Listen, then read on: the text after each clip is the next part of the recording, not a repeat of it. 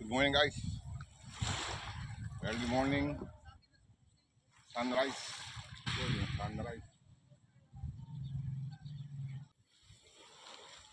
Nandito ako sa baybayin ng dagat ng Mamburao, Occidental Mindoro.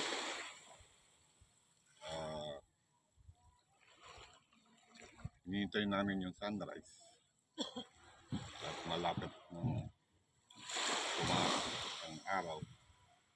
Pero before that, ipapakita ko sa inyo yung gagawin namin pangalawang pelikula. Pagkatapos ng Mangyam,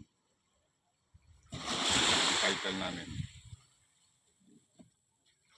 Basnig.